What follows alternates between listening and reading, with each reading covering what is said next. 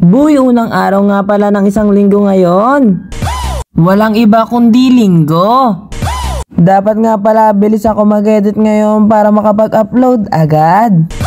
Kaso nga grabe ang kapitbahay ang hiingay. Bukod sa wala na akong maisip, ang hingi pa nila. Paano ako makakapag-record na maayos?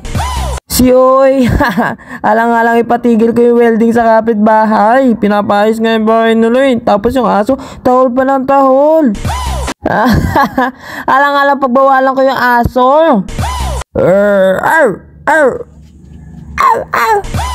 Si Uy, sabi ko nga pala sa kanila, boy, tigil muna nila kahit saglit lang. Please, mag-edit lang ako ng video.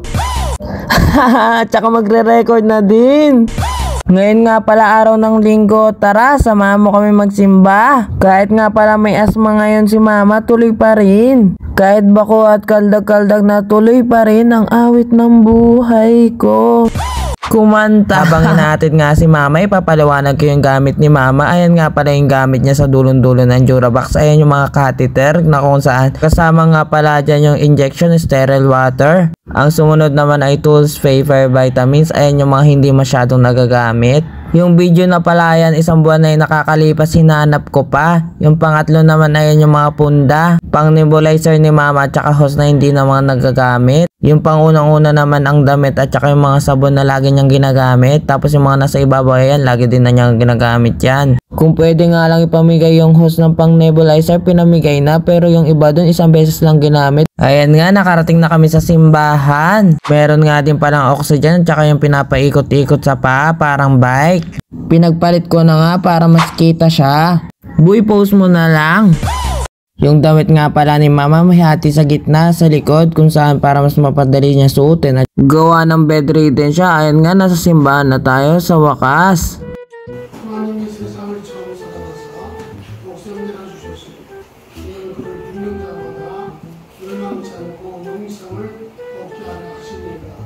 Sapagkat gayon na lamang ang pag-ibig ng Diyos sa sangkatauhan, kaya't ibinigay niya ang kanyang kaisa-isang anak upang ang sino mang sumampalataya sa kanya ay hindi mapahamak kundi magkaroon ng buhay na walang hanggan. Tapos na nga ang misa.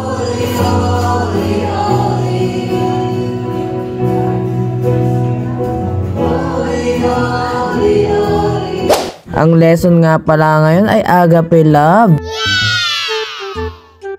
Patungkol sa walang hanggang pagmamahal. Buhay, isa nga lang pala ang pamamaraan para makapunta sa langit, ang manampalataya sa Jesucristo.